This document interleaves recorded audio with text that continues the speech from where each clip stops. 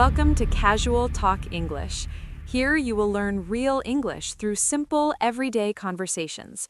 No grammar pressure, no textbooks, just natural English you can actually use. Let's talk and learn together. Hey, Kylie, how's your morning going? Oh, hey, Jordan. Pretty good. I was just thinking about spoken English classes today, actually. Spoken English classes? That's random. What made you think about that? Well, not that random. My friend Angela texted me this morning. She's looking for a good spoken English class, and she asked if I had any recommendations. Oh, is she learning English or does she want to improve? She already speaks English pretty well, but she wants to sound more confident and natural. Like less textbooky. Ah, I get it. She knows the grammar and vocabulary, but wants to sound more fluent. Exactly. And I realized I don't really know much about spoken English classes. Like, what even happens in those classes? Smiles. Well, actually, I took a spoken English class when I was in college. You did? But you're a native speaker. I know. But it was called public speaking and communication. It helped me speak more confidently in front of people. Oh, interesting. So even native speakers can benefit from speaking classes. Absolutely. Speaking well isn't just about knowing the language. It's about confidence, clarity, pace, all that stuff. That's true. I never thought about it that way. So what actually happens in a spoken English class? Thanks for a moment.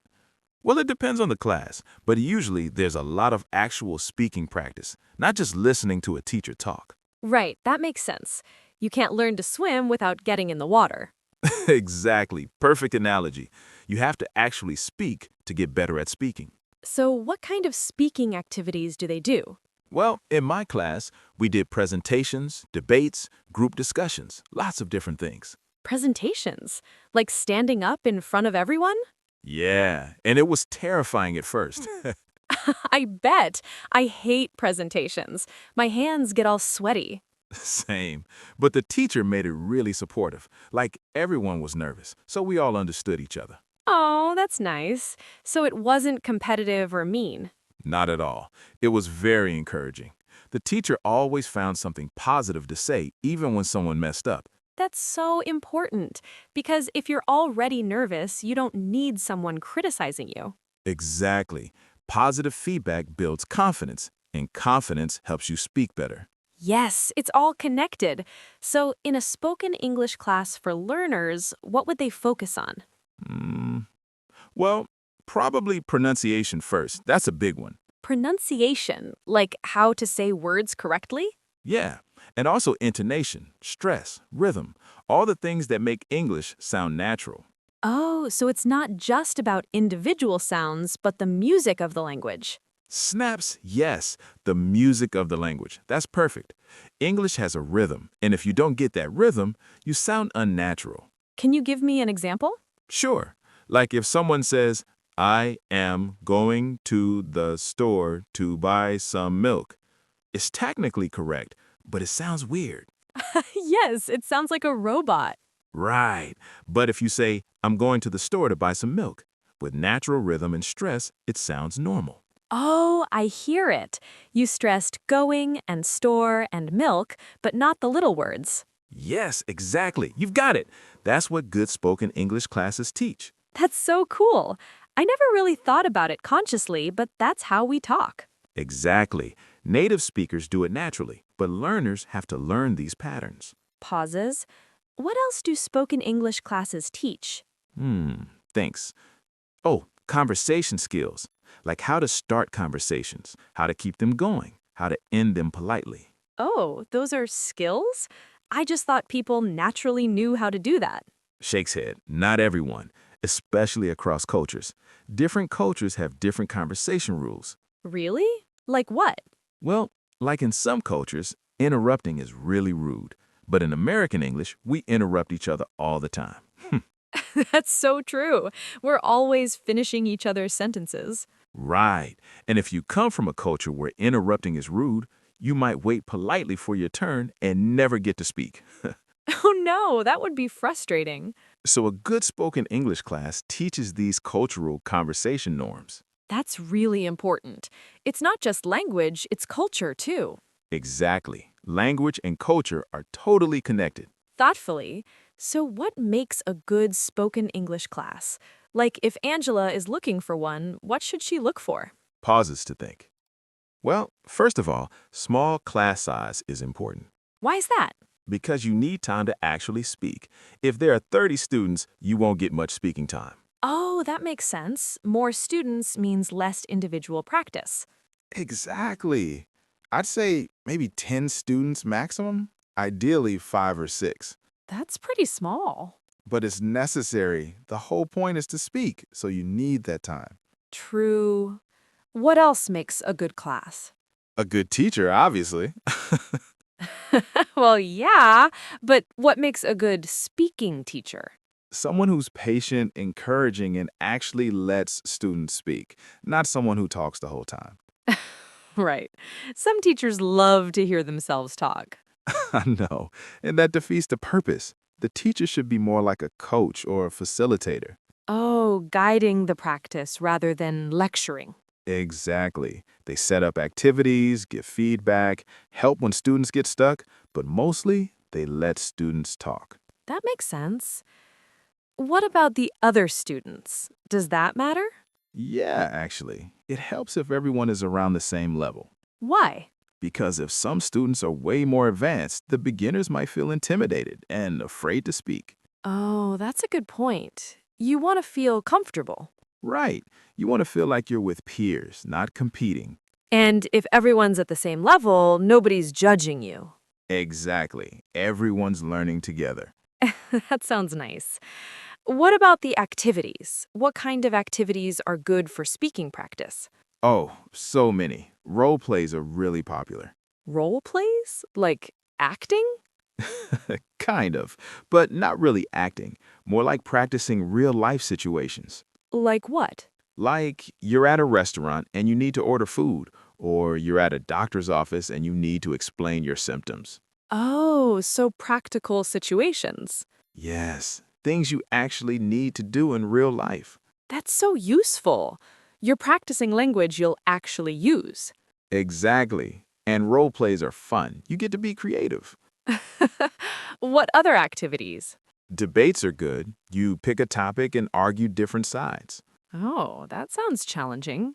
It is, but it's great practice for organizing your thoughts and expressing opinions. And you have to think on your feet. Exactly. You can't plan everything. You have to respond to what the other person says. That's real conversation. Yup. Pause. Oh, and discussions. Just free-flowing group discussions about interesting topics. Like what topics? Anything. Movies, travel, food, technology, current events, whatever interests the students. So it's actually enjoyable, not boring. It should be. If you're interested in the topic, you'll want to talk. And you'll learn without it feeling like work. Exactly. The best learning happens when you're having fun. True. What about pronunciation practice? How do they do that? Well, there are different techniques. Sometimes they use tongue twisters. Tongue twisters, like she sells seashells? Exactly. Those are great for practicing specific sounds. But they're so hard. Even native speakers mess them up. I know, but that's part of the fun. Everyone laughs when someone messes up. So it's not stressful, it's funny. Right. Laughter is good. It releases tension and makes people more comfortable. That's smart. What other pronunciation techniques? Minimal pairs. Do you know what those are? No, what are they? They're words that sound almost the same but have one different sound, like ship and sheep. Oh, and students practice hearing and saying the difference. Exactly, because some sounds don't exist in their native language, so they have to train their ears and mouth. That's fascinating, like physical training for your mouth. Yes, muscle memory for language. I love that. What about feedback? How do teachers correct mistakes without making students feel bad? That's a really important question. Good teachers use gentle correction techniques. Like what? Well, sometimes they just repeat what the student said, but correctly. Like if a student says, I go to the store, the teacher might say, Oh, you went to the store? Oh, so they're correcting it without saying that's wrong. Exactly. They're modeling the correct form. That's so much nicer. And the student hears the right way without feeling criticized. That's really smart. What else? Sometimes teachers wait until after an activity to give feedback. They take notes while students are talking, then discuss common mistakes at the end.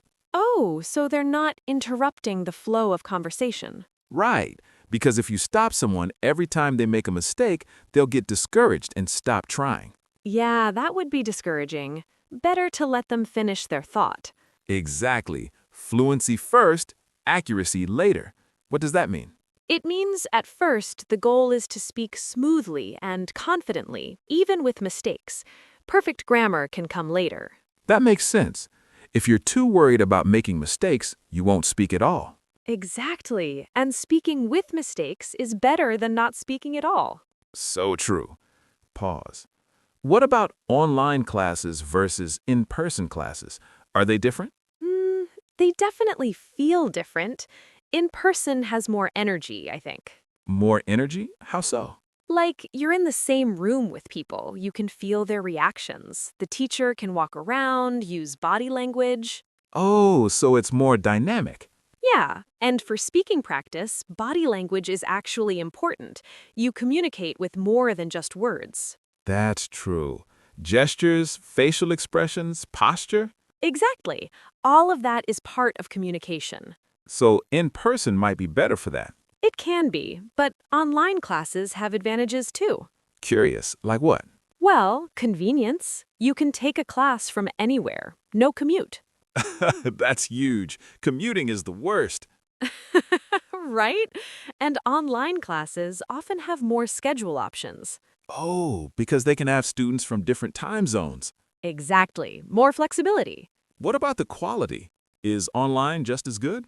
Mm, it can be if it's done well. The teacher needs to be good at engaging students through a screen. That's probably harder, right?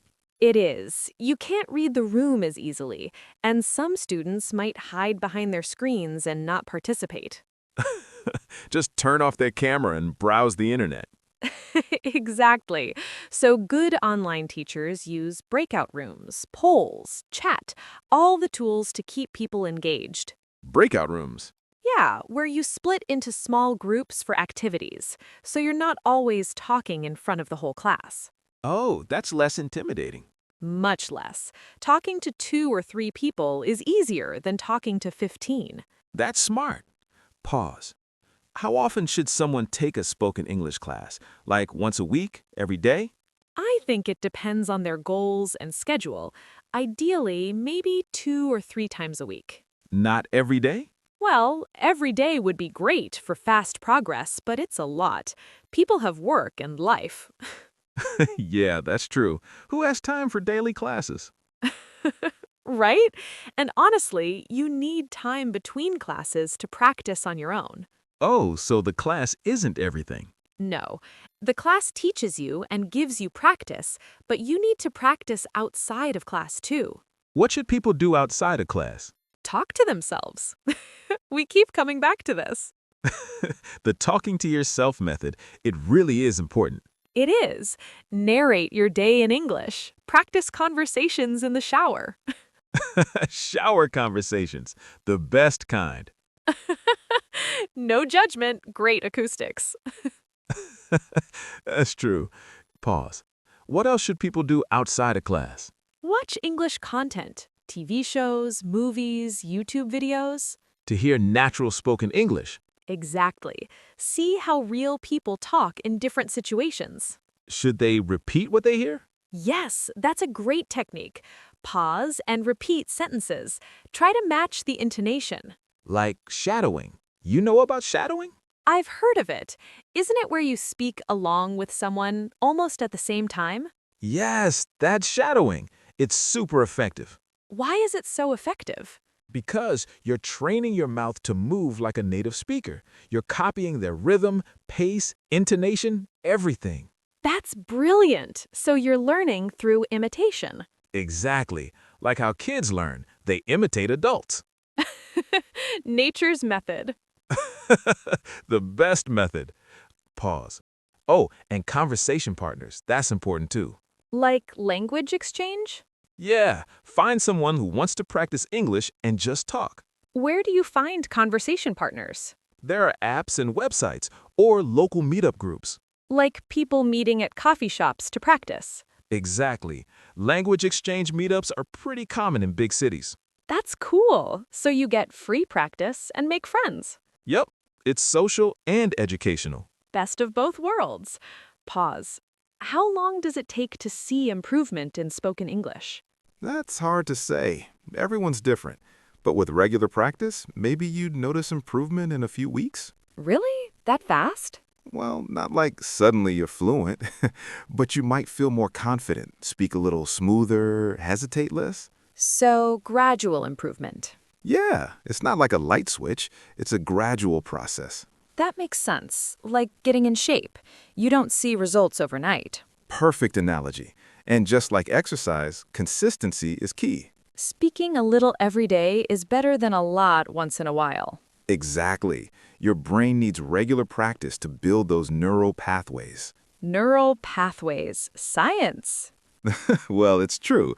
Language learning literally changes your brain. That's amazing. Okay, so if Angela asks me for advice, what should I tell her?